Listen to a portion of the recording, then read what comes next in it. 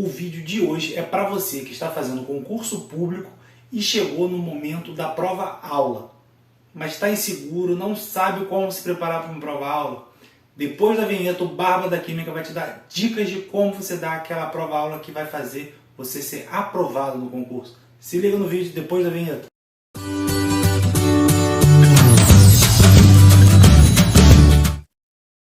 Fala galerinha, tudo bem com vocês? Bem-vindo ao canal Barba da Química, professor Marcelo falando. E o vídeo de hoje é para você que está fazendo concurso público para magistério, seja magistério superior ou seja magistério de educação básica, técnica e tecnológica, e chegou no momento da prova-aula. A meu ver, o mais difícil do concurso público é a gente conseguir aprovação na parte escrita, na prova teórica. E ali é normalmente onde muita gente é eliminada. Quando a gente chega na prova-aula, se você de fato quer ser professor, gente, tem obrigação de dar uma grande aula, tá certo? E tem que ser o momento mais fácil para você, porque afinal de contas é a carreira que você quer seguir. Mas para isso tem algumas dicas que eu posso ajudar vocês. Vou falar da minha experiência, da experiência de quem fez alguns concursos públicos, passou por prova-aula e sempre tirou nota boa na prova-aula, tá certo? Então vamos lá, gente. Algumas dicas eu vou dar. A primeira de todas vai parecer a mais óbvia, mas a primeira de todas é: leia o edital. Como assim ler o edital, Marcelo? É óbvio que eu vou ler o edital para fazer o concurso. Mas sabe por que eu estou falando isso, gente? Porque lá no edital vai estar dizendo qual o tempo da prova-aula você vai ter. Então você precisa saber quanto tempo você vai ter de fato para se preparar para dar aquela aula, tá certo? Pode ser que você tenha 30 minutos, 40, 50 minutos. Pode ser que lá no edital fale, normalmente vai falar, o tempo mínimo e o tempo máximo de aula que você vai poder dar. E isso é essencial você saber, tá certo?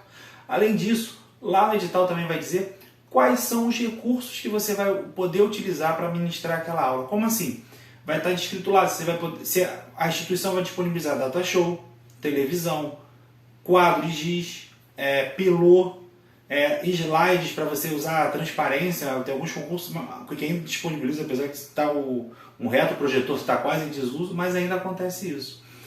Então, gente, é essencial que você leia o edital para ter em mente, para ter a noção exata do que você vai estar ali. O tempo que você vai ter que preparar aquela aula e, mais ainda, quais as condições necessárias que você vai ter para ministrar aquela aula, o que você vai ter disponível de material.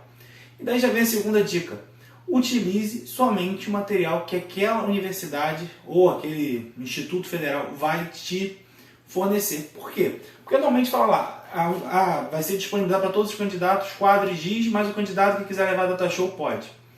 Mas, gente, vamos pensar como banca.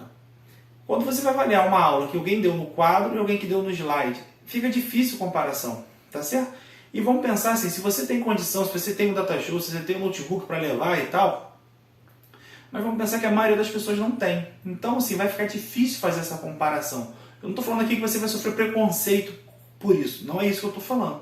Mas estou falando que o ideal é utilize somente o que será disponibilizado para você ali, tá certo? Então, se está lá quadro e giz, ótimo. Se está disponibilizado data show mais quadro e giz, usa tudo. Eu, por exemplo, na prova-aula que eu fiz para o concurso da Universidade Federal Fluminense, onde eu trabalho hoje, foi disponibilizado uma televisão, um computador e um quadro. Eu usei tudo.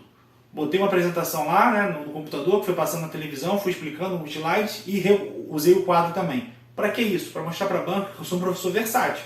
Não dependo de uma apresentação de PowerPoint, não dependo do computador e não dependo do quadro. Posso usar tudo. Isso tenho certeza que causou uma boa impressão para a banca. Afinal de contas, no final desse vídeo eu vou contar quanto eu tirei nessa aula, tá certo? Então fica aí, no final do vídeo vocês vão saber se eu realmente fui bem ou não nas provas-aulas de concurso que eu fiz. Então vamos lá. Uma outra dica que eu vou dar para vocês é: conheça a banca. Como assim? Todo concurso vai divulgar qual vai ser a banca antes. Procure o currículo Lattes daquelas pessoas da banca. Por que isso? Porque isso vai te ajudar a ter uma noção de qual linha de pesquisa aquela pessoa faz, aquela pessoa da banca faz, e como você pode se preparar para agradar aquela pessoa. Afinal de contas, gente, você tem que dar uma aula para agradar aquelas pessoas da banca. Elas normalmente, 3 a 5 pessoas que vão estar na banca. Vou dar meu exemplo. Eu fiz o concurso que eu fiz, eu sabia que a presidente da banca trabalhava com uma linha específica de ensino de química chamada CTSA. Então, assim, eu preparei minha aula toda focada em CTSA. Por quê? Para causar uma boa impressão para ela. Porque, poxa, eu pensei, se ela é presidente da banca, ela provavelmente teve participação na escolha dos outros 2 membros da banca. Ela provavelmente tem ali uma voz ativa maior do que dos outros na hora da banca. Então, eu acho que vale a pena eu agradar essa pessoa. Então, preparei uma aula que focava no CTSA ali para agradar aquela pessoa da banca. E deu certo, porque minha nota foi boa. No final do vídeo eu vou contar quanto eu tirei. Tá certo? Mais uma dica muito importante para você. A prova-aula tem uma vantagem que o ponto é sorteado e você tem normalmente 24 horas para preparar essa aula. Gente, são 24 horas que você tem que viver aquilo. Se tranca em casa, prepara a melhor aula possível.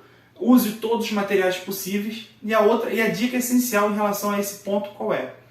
Pratique muito. Se você tem pai, mãe, namorado, esposo, qualquer pessoa que possa assistir a aula, dê a aula para ele, bota sentado lá e vai lá, 30, 40 minutos. Fica falando, pode ser chato para a pessoa, mas isso vai te ajudar muito a ter opinião de outras pessoas. Se aquela pessoa não entende do assunto, mas minha namorada, por exemplo, não entende de química. No caso, na época era namorada, hoje é esposa.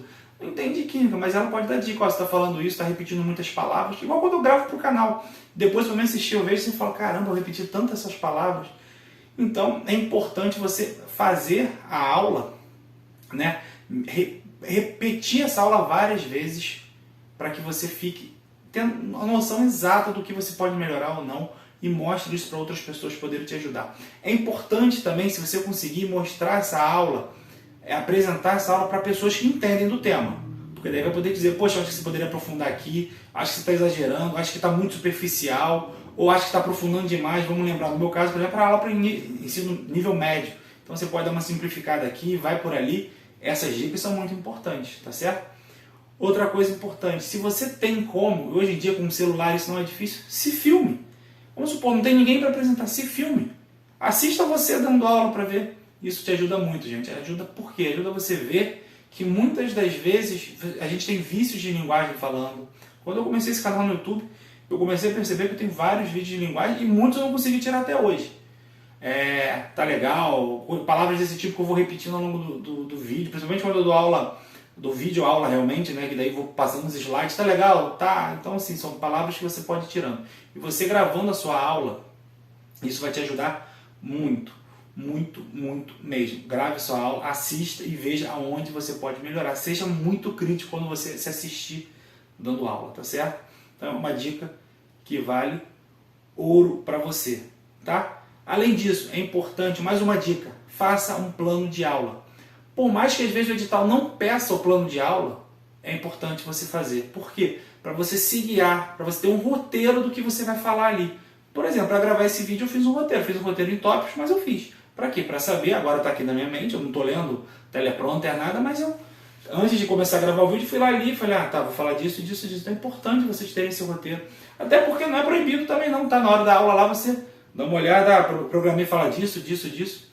Então, é importante vocês terem um plano de aula. É importante que alguém que entenda do assunto, você compartilhe esse plano de aula com essas pessoas, para a pessoa dar opinião. Poxa, o plano de aula tá bom, o plano de aula não tá legal. Além disso, fique muito atento ao edital novamente. Estou voltando lá na primeira dica que eu dei. Por quê? Porque tem concurso que fala que é obrigatório você entregar o plano de aula assim que inicia a aula. Então você vai lá, começou a aula, se apresenta e entrega o plano de aula. Eu conheço candidatos que foram punidos porque entregaram o plano de aula no final da aula. E a banca alegou o quê? Eu não pude ver se você, durante a sua explanação, durante a sua aula, você estava seguindo o seu plano de aula. Por quê? Porque você me entregou no final. Daí a pessoa foi punida, perdeu pontos por isso. Então é importante ler o edital e entender bem o que você precisa. Inclusive, muitos editais exigem esse plano de aula ao entrar na sala. Então, mais uma dica aqui, tá certo? Mas mesmo que não exija o plano de aula, faça um plano de aula para você poder se guiar. E uma última dica, e essa dica é aquela assim dos deuses. Tenha na manga sempre uma lista de exercício. Por quê? Primeiro, gente, você vai dar aula. Vamos supor que você tem entre 30 e 50 minutos. Pelo amor de Deus, gente, não vai dar 20 minutos de aula. Caraca, se é entre 30 e 50, por que você vai fazer 20 minutos de aula? Você vai ser eliminado ali. Conheço também histórias de candidatos muito bons, que foram muito bem na prova escrita, tinham um currículo excelente, e na hora da prova-aula, deram 20 minutos de aula quando era para dar no mínimo 30. Perderam aí e foram eliminados, tá certo? Então assim, tenha uma concentração e treine sempre. O período ali, se entre 30 e 50, treina para fazer ali entre 45 e 50. Por quê? Porque na hora do dia você vai ficar nervoso. Você vai ficar nervoso, a tendência é dar uma acelerada. Se deu uma acelerada, você está cronometrando seu tempo, poxa, era para fazer entre 30 e 50, eu fiz 40. Tem na manga o quê? Uma lista de exercício. Por quê? Daí você fala assim, ó, essa aqui é minha lista de exercício que eu aplicaria para essa turma ao final do conteúdo.